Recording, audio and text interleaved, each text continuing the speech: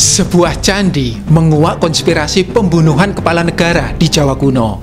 Tak hanya menjadi tempat ziarah raja-raja Majapahit yang hendak ngalap berkah, diam-diam ia menyimpan peringatan keras bagi para pemimpin yang tidak amanah dalam meraih kekuasaan dan mempertahankannya. Oke teman-teman, kita masih di Indonesia, tepatnya di Kabupaten Blitar, Jawa Timur, untuk mengeksplor Candi Kagenengan yang diduga sejarawan adalah Candi Kali Cilik dan dibangun kira-kira di abad yang sama saat kelaparan besar melanda Eropa dan merenggut banyak nyawa. Yuk, kita ke sana.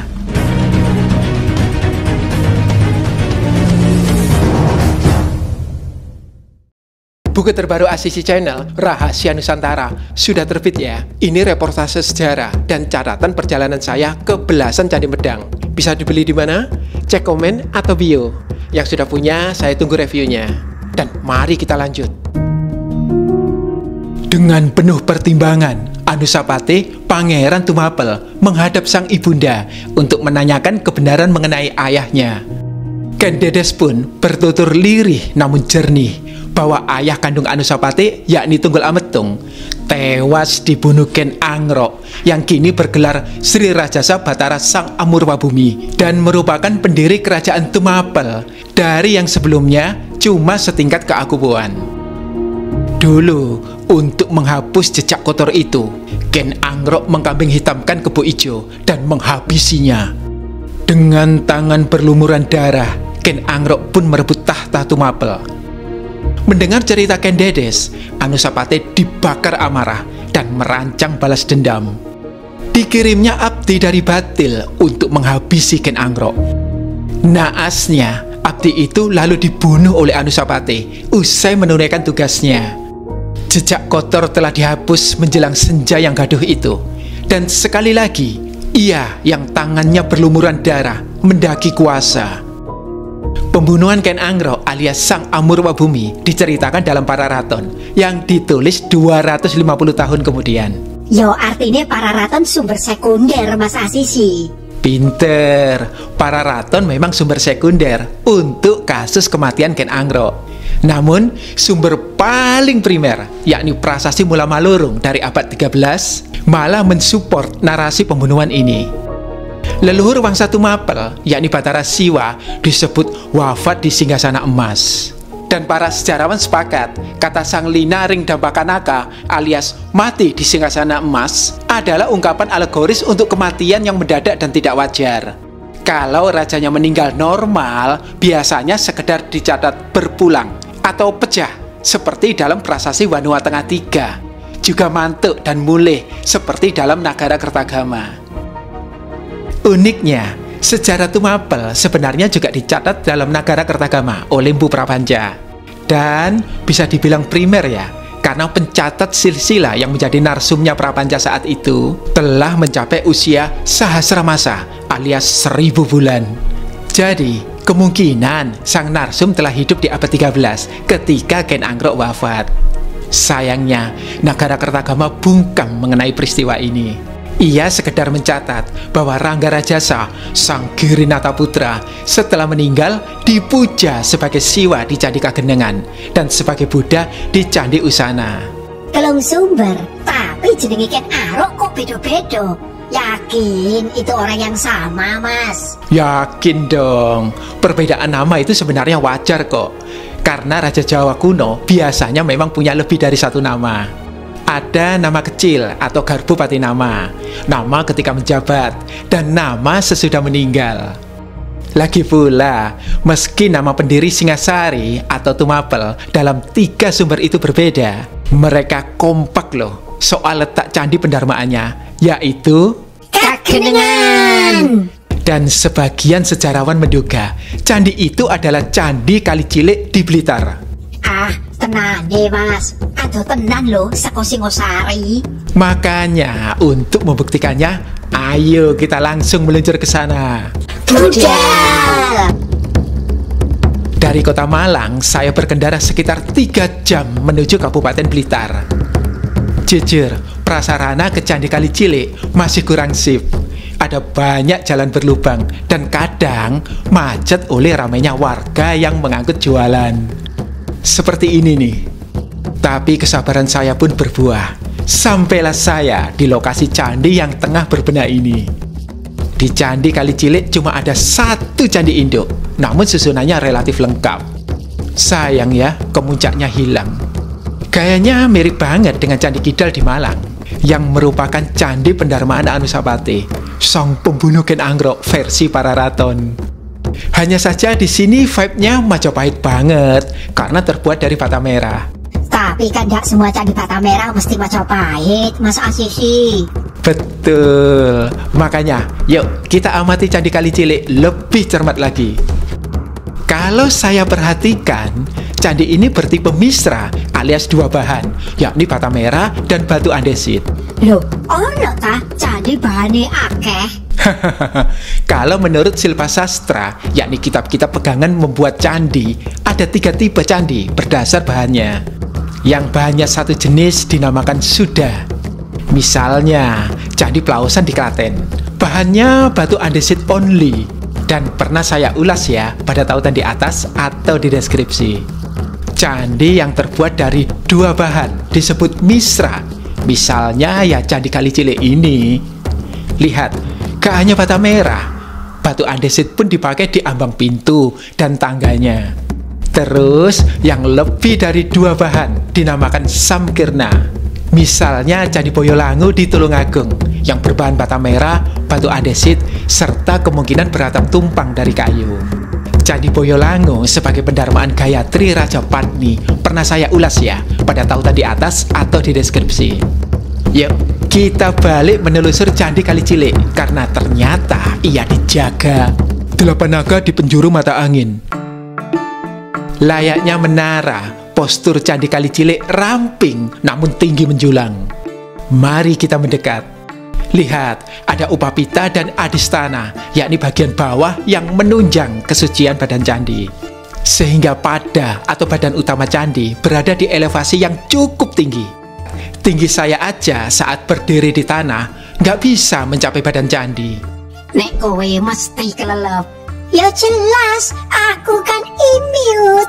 Untuk mencapai badan Candi Kali Cilik dan melongok Garbagriha alias ruang utama, kita mesti meniti undakan sempit, tinggi, dan tanpa bibit tangga. Isi Garbagrihanya kosong melompong. Kosong adalah isi, isi adalah kosong. Gak cuma itu, kudianya juga kosong, yakni relung-relung pada badan candi di setiap penjuru mata angin. Padahal dulu di sini pernah ditemukan arca Ganesha dan Nandiswara. Makanya kemungkinan besar candi ini bercorak Siwa. Tapi dulu loh ya, dan bisa ditebak, arca-arca itu tentu mengisi relung-relung kosong di badan Candi Kali Cilik. Karena mereka Parswa Dewata alias para dewata pengiring Siwa yang biasanya menghiasi relung di badan candi-candi Siwa. Ada yang tahu siapa saja? Aku baru. Mahakala, Durga, Ganesha, Agastya, dan Nandiswara. Pinter banget sih, kayak Sobat Asisi aja. Nah, yang menarik nih, justru kirti mukanya, atau yang oleh orang Jawa kuno disebut Mekala. Kelihatan kan? Itu tuh, wajah raksasa di ambang atas pintu candi. Guarang banget ya tampangnya. Ada rahang bawah, dan 4 taring besar bak buah randu. Udah gitu bertabur hiasan tengkorak dan diapit 2 ekor naga. Adanya tengkorak dan naga inilah yang membangkitkan nuansa tantra pada Candi Kali Cilik. Dan ini mengungkap rahasia yang lebih mengerikan lagi di candi ini. Terus ikuti ya teman-teman, kita akan mengulik benarkah candi ini adalah pendarmaan Ken Angrok dan menyimpan peringatan leluhur bagi para pemimpin bangsa. Namun sebelumnya jangan lupa untuk subscribe, like, dan share link video ini. Jangan dari upload ya. Klik juga link di atas atau fitur Super Thanks bila Anda ingin mendukung dalam hal pendanaan untuk mengembangkan kanal yang akan memperkaya perspektif Anda. Nyaris 700 tahun silam, Sri Maharaja Hayam Wuruk dari Majapahit berziarah ke candi-candi leluhurnya di Singasari, termasuk ke sebuah candi di Kagenengan. Reportase perjalanan akbar ini ditulis Prapanca dalam Desa Warnana yang lebih beken dengan nama Nagara Kertagama. Ada apa sih di Candi Kagenengan yang begitu dikeramatkan oleh Hayam Wuruk? Semua sumber primer, misalnya Prasasti Mula Malurung dan Nagara Kertagama, juga sumber sekunder yang cukup kuat, yakni Kidung Pararaton, mengkonfirmasi bahwa candi yang dimaksud adalah pendarmaan Sri Rangga Rajasa Sang Amurwa Bumi alias Ken Angrok alias Batara Siwa, pendiri Wangsa Rajasa, wangsanya Hayam Wuruk.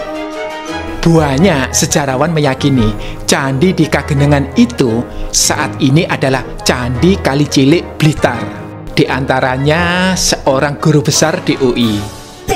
Kok nganti kaya ngono ya, Mas? Usut punya usut, semua ini berawal dari Thomas Raffles yang mengunjungi Candi Kali Cilik di Blitar dan menulis dalam History of Java bahwa candi itu berada di dekat desa Geneng. Nah, gara-gara nama Geneng mirip dengan Kagenengan, sejarawan yakin Candi Kali Cilik itu ya Candi Kagenengan yang dikunjungi Hayam Wuruk. Padahal ada banyak loh desa bernama Geneng atau Kagenengan. Di Malang juga ada. Malah menurut warga sekitar Candi Kali Cilik, Geneng yang dimaksud ini sebenarnya bukan nama desa, tapi sebutan untuk dataran yang lebih tinggi. Nama Candi Kali Cilik itu sebenarnya ya bukan candinya Kali Cilik ya, namanya Candi Hindu, tapi terletaknya di Dukuh Kali Cilik itu. Nah, namanya Candi Kali Cilik itu ada 3, yaitu Candi Kali Cilik, 2 Genengan atau Candi Putuan gitu ya. Mengapa dinamakan Candi Kali Cilik? Karena berdekatan dengan sungai yang kecil dan yang utara jalan, kalau dulu ikut Dukuh Kali Cilik, yang selatan jalan ikut Dukuh Puton gitu. Dan di sini bisa dikatakan Candi Kali Cilik atau Genengan.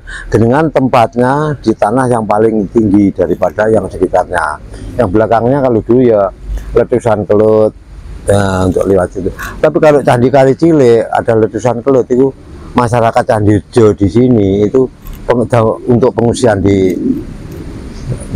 lokasi Candi Kali Cilik itu. Lagi pula ya, tulisan Raffles itu dari abad 19.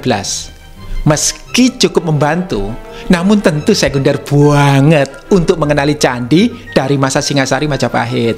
Jadi, yuk kita buka sumber primer langsung dari saksi mata Majapahit, karena kita harus memutuskan mau pilih Malang apa Blitar.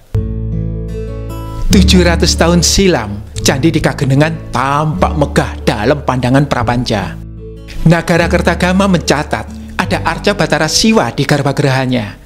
Jelas ini arca perwujudan Rangga Rajasa alias Ken Angrok, yang dalam sumber primer Prasasti Mula Malurung disebut sebagai Batara Siwa. Di candi inilah Maharaja Hayam Wuruk mampir beribadah meski cuma sehari. Paginya, pagi sekali, menurut Prapanja, sang raja sudah mencapai Candi Kidal yang kini letaknya di Kabupaten Malang.